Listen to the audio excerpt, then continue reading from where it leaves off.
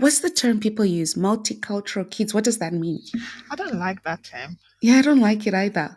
Is it My kids are really is it really multicultural kids though? Like I feel like they use more of the term diversity is thrown around a lot. Like I don't know, have you heard I haven't really heard of multicultural kids as Yeah. such, true, true, you true. I've know? heard But multicultural kids, but I've always wondered, what does it mean? I've Hmm. not heard that. But I'm just wondering, why do we need to define kids? Like, why Exactly. does Exactly. there have to be a? Yeah. It's not enough that we're put into the cold or whatever it's called. We want to include Girl. our kids now. Passing it down the generations. Oh my Yes. goodness. Leave Tell my me kids about it. alone. I love Leave my that. kids It's alone. They're mine. They belong to me. oh my goodness. I feel How so sorry for these young ones. Like, not only are they struggling with their identity growing up, but now Australia has grouped them in these. With a name. Mm. Mm-hmm, yep. And it's like, if you wanted to stand out, that's just the way to do it, you know? But for my kids, well, my teenager, she wants to fit in, is what I'm seeing. So these mm, things don't actually help her with, her development or feeling like she's Australian because people will ask her, "Where do you come from?" She's like, "Well, I was born in Brisbane." ah, And they're like, "No, but where do you really come from?" It's like, "No, I was really born in Brisbane," you know? So it's yeah. like I am this, telling the truth. yeah, it's this battle for like, why does she have to defend herself so hard that she's an Australian, you know? And I know it's because of the way she looks and diversity and cultural heritage and whatnot, but if she says she's born in Australia, she should not be asked twice. That's just my opinion. Why should people be asking in the first place? Well, that's the thing. They really shouldn't, but Mm, Okay, that's so for me, I really don't have a problem with curiosity, right? Like we're all mm, curious. You want to know, especially when you see sometimes okay, perfect example, right? mhm. This is somebody that we both know, Emma, and she was saying to me how she took her kids overseas for the first time, and obviously she's brown like us, and the kids are biracial, and I don't even like that term, but anyway, just so that we understand what we're talking about. And when they got back to Australia, the uh, daughter was saying to her mom, "You didn't tell me that everybody where we went looked like you," mm, and Oh, she was like, and for two of us, for me, I haven't stopped thinking about it, because that's for her, that's a child that was really, that's a culture shock, right? yeah. But who Interesting. would know to tell the child that, look, Mm, everyone's not the same, you know? mm, So the point I'm trying to make is that I don't have a problem with curiosity because sometimes when we are on the receiving end, if it's uncomfortable as it should be, but then again, you think about somebody who hasn't seen a brown person, and for kids as well. Sometimes I wonder why are kids staring at us? But for some of them, they probably never seen a brown person before because all around them, the people they mm. see look like them. And then she gave me an example of how when we were growing up, back in Africa, you see a white person and you go touch them and run away because you want to disclaimer, feel their skin. I You never did never did that. that. I didn't No. do it, but I knew people who did that. My mom. Ooh, I hope she's not watching. Yeah, my mom. But the point, I don't want us to digress from that point because we've got a Yeah. lot of to talk about. But the point I'm trying to make is there's nothing wrong with being curious, but do it respectfully, right? Yes. Yes. And not Yes. make people Key. feel like you're questioning their identity or who That's they it. are and their Mm, sense of belonging. I really don't have a problem with people being curious, but because I'm Mm. curious myself, I ask questions and sometimes they might not be as you were told the other day, Emma, it's not an Australian way of asking questions, but Yes. but I like to ask questions. I want to know sometimes, And Yeah. my point is, there's nothing wrong with being curious, but be very Mm. respectful about the way you ask the question, and not make the person feel like they have to defend their humanity or why Yeah. they exist. And that's key, exactly. right? That's key. It has to be done respectfully. Hmm. But I think we also have a responsibility to Hmm. teach our children how to respond to those questions without feeling it's an attack. That's a So good point. Yeah. there's a reason why they feel attacked when someone asks that question. Question. If you ask that question, my to my 8-year-old, she'll say, "Yeah, I'm from Zimbabwe and I speak Shona," because she's learned to be proud of her heritage. Mm. So I think there's a responsibility both from the people who are curious, ask respectfully, and don't ask kids. You confuse them, Yeah, you know. they're too young It, to be put in that position of having to defend exactly, their identity. exactly. But there's Mm. also a responsibility on us to teach our children how to respond or how to be proud in, if it's pride and heritage or whatever it is, because there's no shame in saying where you are from. Like, I've got no shame of where I'm from, Mm-hmm. but there's obviously something that happens with our children as they grow up. I've got an incident that happened when my daughter was really young, which I'll share. But I'm curious to know, how have you brought up your children in Australia? Because obviously they are in the minority group, not the majority as we would have been used to. Except Leaf, I mean, you've been here since you're 5. But it doesn't change. I mean, I'm Doesn't change. still in that group according to who I am. Yes. So, you know, Your couch? exactly. But with my kids, what I have found is that I've had to reinforce their pride in their cultural background and their heritage. Like, yes, you have different hair, but there's nothing wrong with that.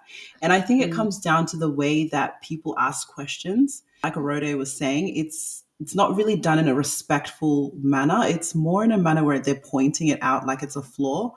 And I think that's where my daughter really struggles is like she'll come home and be like, "Oh, why don't I have straight hair like everyone else?" And I'm like, "But why do you want straight hair mm, like everyone else?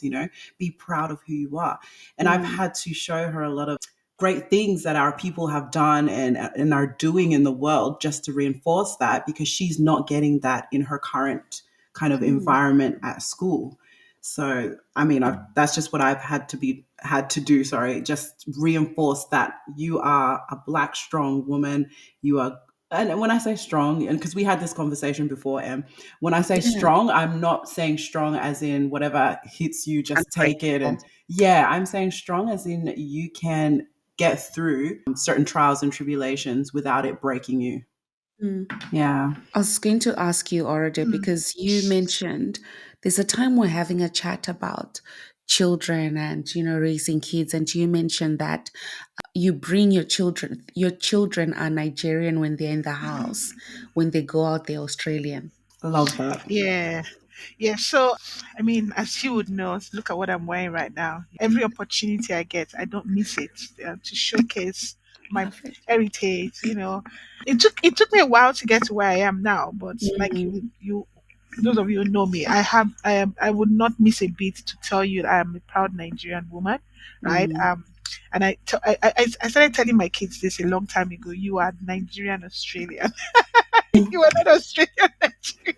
Yeah, And it's that true. message has finally sunk in. They know that they are Nigerians first before they are Australians, right? So Yeah. the point I always try to make it, and I think it was one of my friends who brought that reality to me, and he hit me like, "Oh, this is true. First of all, being in Australia is not my kid's dream. This is my dream, right? Mm, Mm. They didn't ask to be mm. born here. I decided Wow. that I was going to bring them here. So sometimes I look back and I think, this is all they've ever known. They were born here, right? So when I Mm, talk about Nigeria and how things are done, in terms of when you're disrespectful and all of that, they have no concept of what I'm talking about because yeah. this is where they were born. This is what they've always known. So that's This is very foreign home. to them. Yeah, this is home for them, right? Mm, So Mm. at home, because I am Nigerian, I wouldn't say I eat a lot of Nigerian food, but when I'm home, I'm very Nigerian, right? I speak my language, and I don't even know how it is that when my kids, I found that someone said that, and I found that to be true as well. That when they're talking to me at home, the way they speak to me is very different from when they're speaking to their friends. Yeah, we Yeah. call that white people's voice. what's We the all have voice? that white people's accent. You're Yes, talking Yeah. to white people, you change your accent. So at home they are very, very. I think it's also something that I wasn't aware of until somebody brought this to my attention as well. That look, when they are home, they are trying to fit in to be Nigerian, right? because this is Mm, a Nigerian home. My husband is Nigerian, I'm Nigerian. We talk when our friends come, we're very Nigerian. We're loud, the food, mm, everything, mm, our friends. So when they are in that environment, they have to fit in to be Nigerian.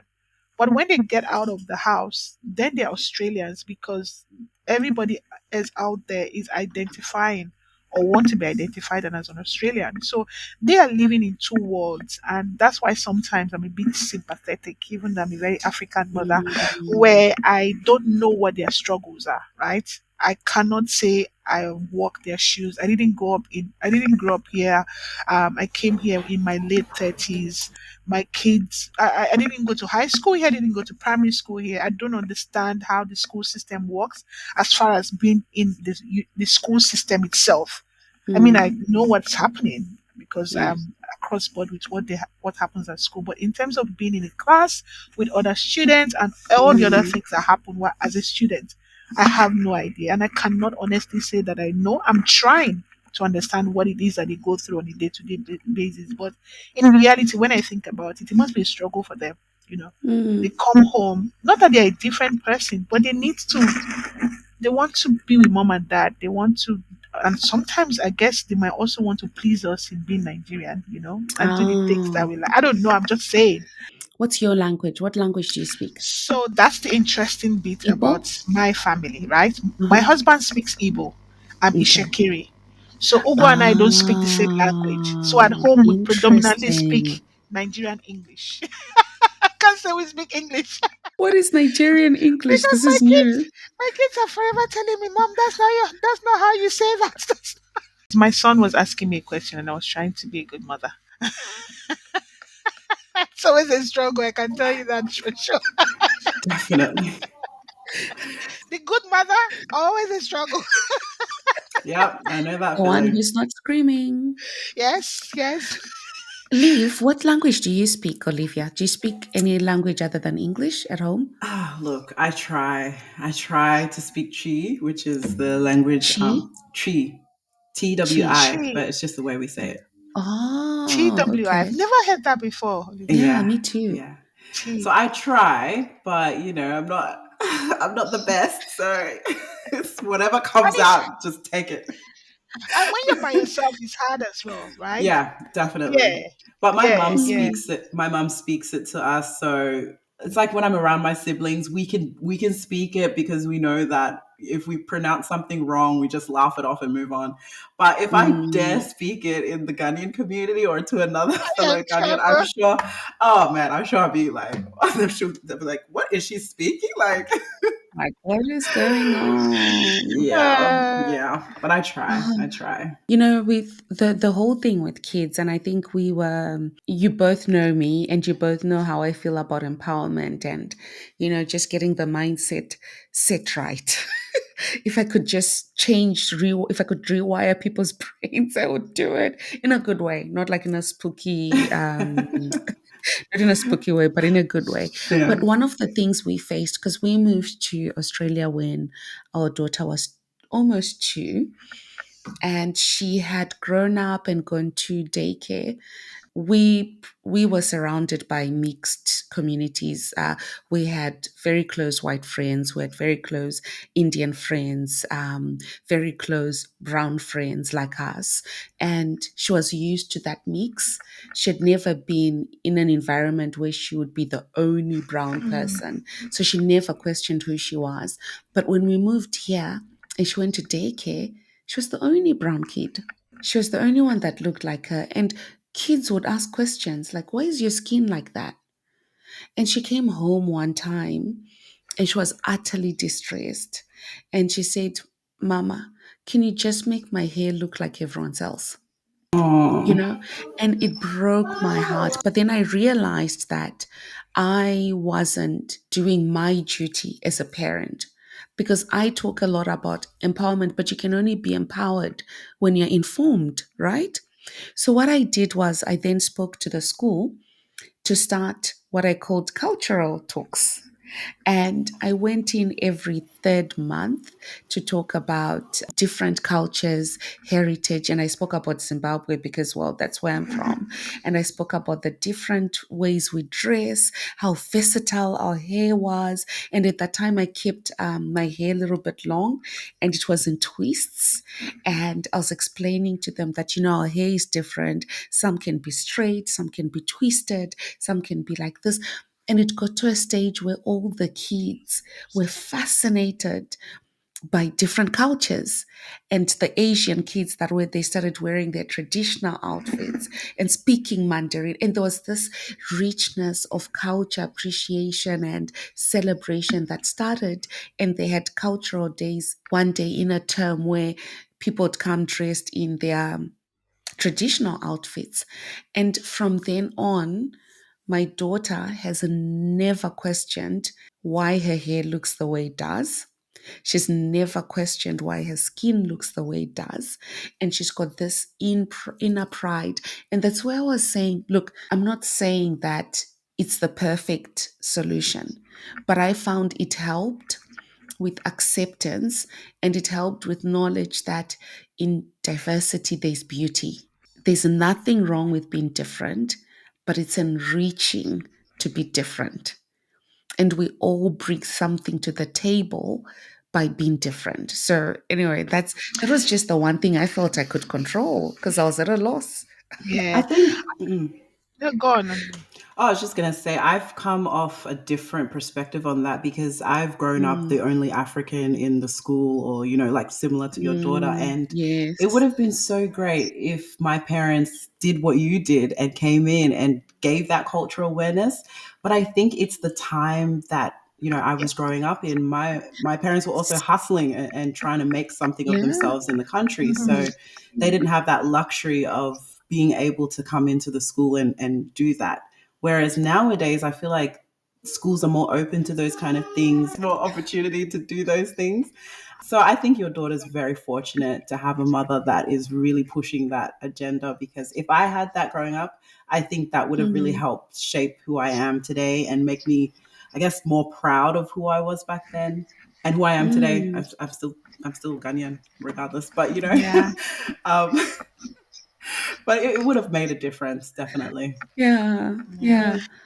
I would add to what you just said, Emma. So one of the I would tell you honestly, I don't like to use the word fear or that I'm afraid, but one of Mm, the fears that I had when I knew I was having a boy and a girl was the hair and how I was going to manage it. And for some reason, I kind of knew that it was something to be concerned about. mm, So from a very early age, and I think I mentioned this to you, Emma, I mm. started telling her how, and I changed my hair quite often, as you would know. So Yes, I I love it. so I started letting her know from an early age, because I know she asked me that question once, and after that never asked me the question again. Something Mm, about wanting to straighten her hair, and mm, um I knew where the question and why she was asking the question, and yeah. I made an effort to make sure that she always has. I mean, not too much color, but her hair was always done nicely, Mm, And I told her, I said, look, you're the only one in your class. Obviously, she's the only black person in her class. You're the mm, only one in your entire class of all the girls in your class that can change her hair every term, and she does. mm. So as soon as that hit her, it became Yeah. something of pride. Yes, So exactly. Yeah. Yes. so every time she would go into school, and obviously when it's different, people would like, "Oh, your hair is nice," Those Yes. compliments keep coming, which Mm, she kind of started to feel good with. So I've never really, because I think it's also like we're all saying, how knowing early is also important, and how to deal with yes. it, because it's just like all three of us sitting here. People would Mm, always question why, who gave us a right to be on the table. yeah. That question would always come up, why Mm-hmm, are we on the table? Why are we even mm-hmm, having this discussion? mm-hmm. But instead of always having to defend why we're on the table, how can we empower ourselves, just like we're doing, empower our Yes. kids to not have to defend themselves, or Mm. respond in a manner that makes it look like they'll be questioned about why they're here in the first place. It's Like just it's changing that negative. conversation. Yes, yes, yes. Mm-hmm. Make Mm, it positive, and give them that sense of, make them feel proud. Interestingly, when we went to watch the Nigerian Australia match, I didn't see anything. But obviously, my kids know who I'll be supporting. I was honestly surprised that throughout that match, you should have seen my two children. Yeah. They were gunning for Nigeria. When Australians would boo, they would scream and shout, "Why are you being so losers?" They were, my kids were, they were feral. But I think that's what they need. They need opportunities where they Mm, can represent mhm. where they're from, you know? I think that's a great Exactly. thing. I felt so Exactly. proud that honestly, I cannot tell you how proud I was. I thought to myself, my job is done. If my Mm. kids can know without a shadow of doubt in their hearts that first of all they're Nigerians and they'll go to a football match between Australia and Nigeria and support Nigeria instead of Australia, I'm good. Your job is done. My Your job's job is done. I can done. go home now. Anyways, I think that our culture and our heritage is so important. And I know some people, a lot of, not a lot, but some people do send their children back home. Not Africans. I haven't heard of Africans oh, doing I that, but I have know heard. in some cultures, they send their children back home to learn the language and to learn a few things about where they are from because there's the belief that they get grounded when they have an understanding of who they are and where they are from. So I don't know, maybe there's something in that, but I get to teach my child and I choose to teach her and I learn in the process through Mm, the questions that she asks and the curiosity that she has. So, but then we could talk about this the whole I night. know. Yeah. It's But it's But one then, of those topics that goes on mm, yes, forever and ever.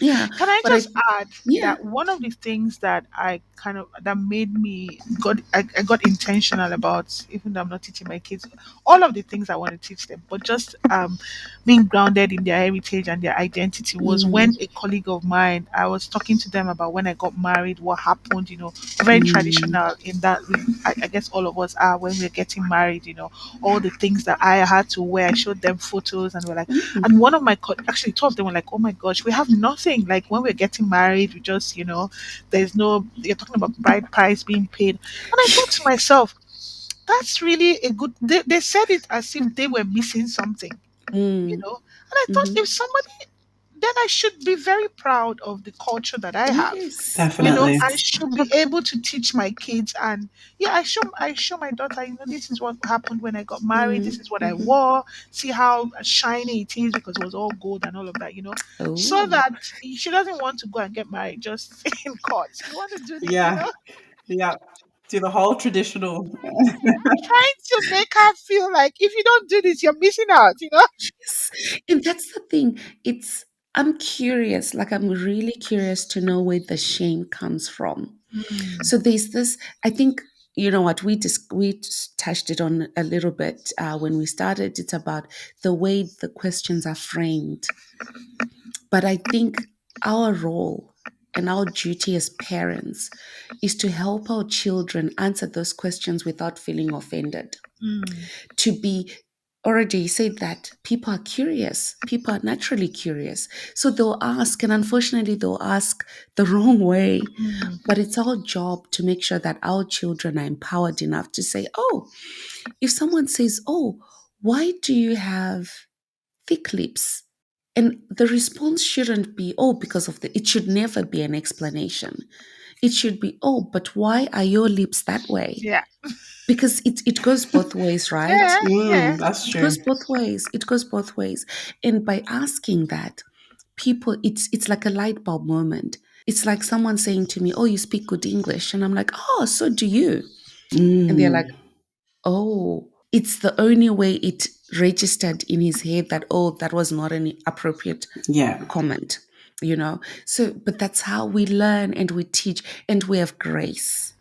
We have grace towards people because we're all learners, aren't we? Mm, mm. We're all learning something. And the more we teach, I think the better this world will be, especially for our kids. They need that. Yeah, I think you made a very important point there, Emma. And I mean, yesterday you and I attended an event where one lady openly said to us that she's learned so much, and whether she liked it or not, there was unconscious bias that she did not know about. Yes. But then again, Mm, I went for a baby shower. I told you I went for a baby shower on Sunday. Was yeah, and when mm. we were talking about culture shock, some of the things that when we came into Australia, were really strange for us. It was interesting to hear everybody talk about what their culture shock was, from people going to the shops without shoes and bring a plate. Oh, you all Yeah. bring a plate. Oh. But you know what I said? I said to them that as much as we think that we're being shocked, I can Mm. also I think I would not be wrong to say that Australians are actually quite shocked as well at some of the things we do and say. That's No, true. let's qualify that. When you're saying Australians, you're talking about white Australians? White Australians. Yeah. Okay. White Australians. Because we're all Australians on That's this right, white call. That's Australians. yeah. Yeah. But then again, Emma, I think we should have another conversation that talks about this. Yes. So in Nigeria, I don't know, I'm sure you're Southern African, so this applies to you. Um some of my friends are genuinely shocked that when we cook, we actually cook with meat, fish, chicken, the whole lot. Yeah, see your face? In one pot? Yes. Okay. Is Hmm. that a shock? It's a shock for Do her, you it's do not for that? Do you Olivia. do that as well, Olivia? I We mean, serve meat is. food. What? We I are need to shocked taste that that dish. you would only cook and use one animal. We use. That's one way to put it. Okay. I was going to say, I'm going to bring my white Australian friends. You've met Sandra, you know her, but I've got more. And I was going to say, I'm going to bring my white Australian friends, and we talk about what shocked them and what shocked us. I But Mm, I'm think we beginning to should. think, that would be yeah, but interesting. I'm beginning to think we need to talk about culture shocks because what you've just said is I'm blown telling my you, so that's the first shock, right? So the second shock is this. When we actually, so there are certain things, you call it sadza. I think that's what you call it. yes, Yeah. yes. So we have there's different variants of it. We can make it with rice, we can make it with yam. There are different things we make it with. When we make it, right, Hmm. we don't chew it like you do. Okay. We actually just swallow it. Yeah. Yes. No. Did you get shocked? Because it's quite thick. What? Yes, we have lots to talk about, Emma. I can Yeah. tell We you are that. civilized in Southern Africa. We cannot understand why you would choose salsa. It's true. It's true. Like when we eat fufu, you just swallow it. Like if you are Yes, caught chewing fufu, like the look yes, people like will give why? you. How do you enjoy it though? But the point is that we eat it with what we call soup. That's Yeah. another The story, soup. right? Yeah, yeah. So we eat it with something. We don't just put salsa and meat on a plate and start to eat, or with vegetables. Yes, yes, that's yum. That is goulash. Oh my gosh. Oh my Okay, gosh. I think we've established we need two episodes. One where we talk about our different cultures because Mm-hmm. when people talk about Africa, we are all lumped into one. Oh yeah, that's true. That's true. And we're not. We're Why not not? one. Clearly we're not because what you've just described has blown my mind. Wow. And when we talk about culture shock, it's different for all of us. It's Yes. Mm. like some people would be like, yeah, that's pretty normal to me. But for some of us, it would be like, what? That happened? You know? But yeah, oh my gosh. Yeah, I definitely need to go to bed now because you've just blown my world. There's more coming, trust me. Oh yeah. Oh my word. Oh, well, ladies, thank you so much. Thank you so much for this Thank you, amazing Emma. conversation. Thank I you. think we need to carry it on. And I would love to have this conversation again with people that have probably had different experiences from ours. Thank you. And if you've been listening to this episode and you have found it quite insightful, we would love to hear from you. If your children were not born in Australia would love to know how you're bringing them up as, kids that have one heritage in the house and another one outside the house. Let us know in the comments, send us an email. Would love to talk more about this and explore this topic of how we can raise empowered children in a country that unfortunately they could be minoritized. So it'll be good to know, how are you doing it, and what tips can you give to parents that are raising children that have not been born in Australia?